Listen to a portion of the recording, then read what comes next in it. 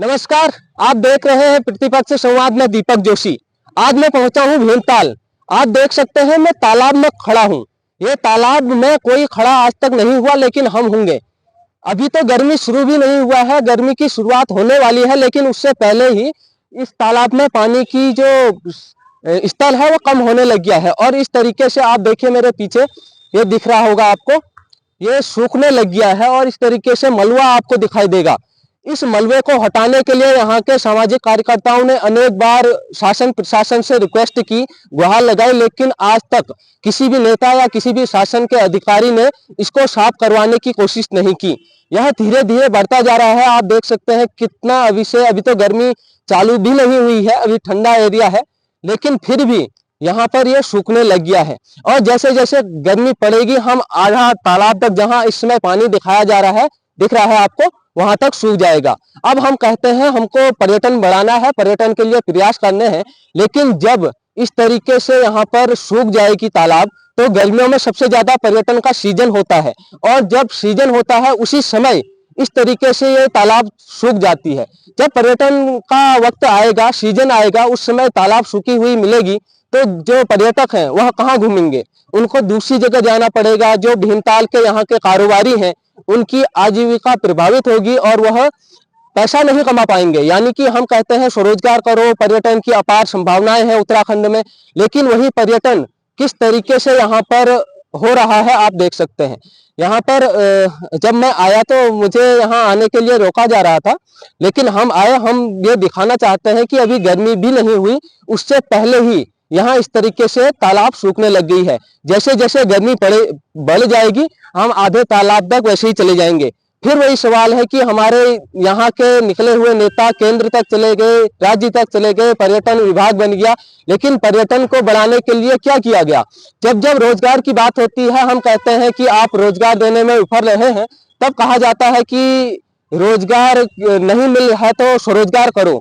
स्वरोजगार क्या करें? तब बात की जाती है कि पर्यटन को बढ़ावा दे रहे हैं, पर्यटन के लिए काम करो और वहाँ अपना आजीविका चलाओ। लेकिन इस तरह का इनका पर्यटन का स्थल है, तो इसमें कैसे हम एक अपनी आजीविका चला सकते हैं? और जो भीमताल के यहाँ पर्यटन से जुड़े हुए व्यक्ति हैं, जो यहाँ के बिजनेसमैन हैं, तो उनकी आजीविका कितनी प्रभावित होती है?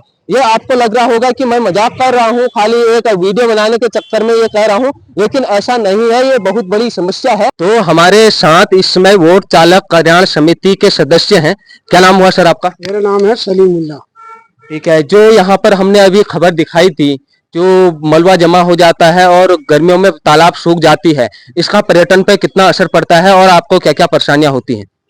ऐसा है, यहाँ पहले ब्रिटिश के टाइम पे जो था, मतलब पानी का जो ये निकासी देते थे, तो ब्रिटिश के टाइम पे यहाँ पे जो लेक की सफाई के लिए पानी खोला जाता था, गंदगी कचरा वगैरह सब निकल जाता था। फिर नया बरसात में पानी भरता था। अब उससे ज्यादा पानी में बहुत फर्क पड़ गया, पानी में जो है ज्यादा गंदगी आई है।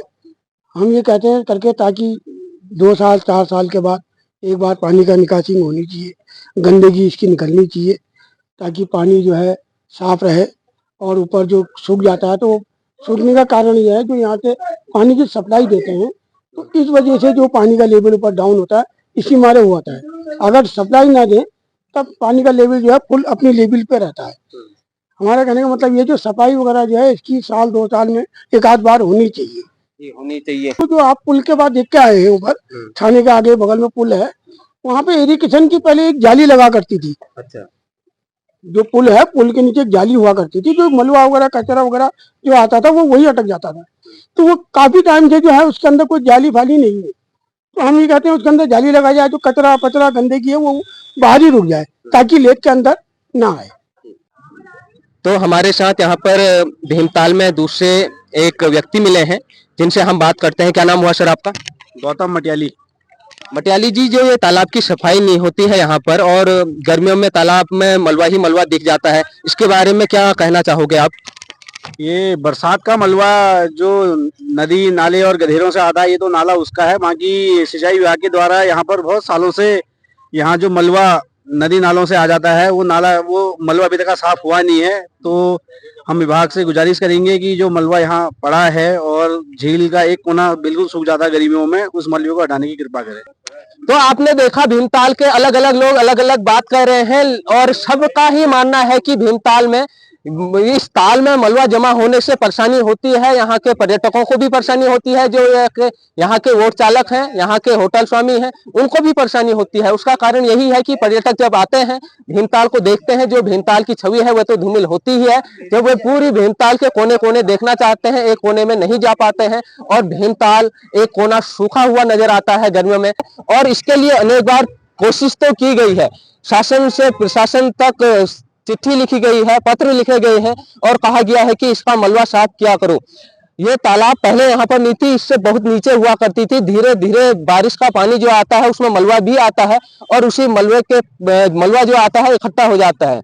तो यह भीमताल है। भीमताल बहुत ही देश दुनिया में प्रसिद्ध है और जब गर्मी के वक्त में हल्द्वानी जैसे बड़े शहर में पानी की कमी हो जाती है, यहाँ से पीने के लिए पानी भी छोड़ा जाता है, लेकिन जहाँ से पीने के लिए पानी छोड़ा जाता है उसमें देख सकते हैं आप किस तरीके के ये दलदल यहाँ पर है। तो ये बहुत बड़ा इश्यू है, इस पे बात की जानी चाहिए। अब मैं इससे ज्यादा आगे नहीं जाऊंगा, वहां दलदल है इस समय, तो इसमें मैं अगर जाऊंगा तो मैं नीचे आ सकता हूं, मेरे को यहाँ पर खतरा हो सकता है। लेकिन आप सोचिए, ये धीरे धीरे आधी तालाब होने लग गई है। ये नैनीताल के सबसे बड़ी तालाब कहा जाता है, इसको कहा जाता है भीमताल सबसे बड़ी तालाब है, लेकिन वह तालाब इस तरीके से सूख रही है। यहाँ पानी स्तर तो है लेकिन ये कीचड़ जो जमा हो गया, इसकी वजह से अब कोने में जो तालाब के कोने के एरिया होते हैं, यहाँ पर जब पर्यटक आएंगे तो वह इस ताल के बारे में क्या सोचेंगे, भीमताल के बारे में क्या सोचेंगे। जो हम कहते हैं यहाँ से बहुत कुछ सोच के ले जाएंगे, वह क्या ही सोच के ले जाएंगे, आप यह खुद देख सकते हैं। तो इसी तरीके से अनेक रिपोर्टिंग देखने के लिए बने रहें हमारे साथ और देखते रहें प्रतिपक्ष संवाद। आप सभी का बहुत बहुत धन्यवाद। नमस्कार। जय उत्तराखंड।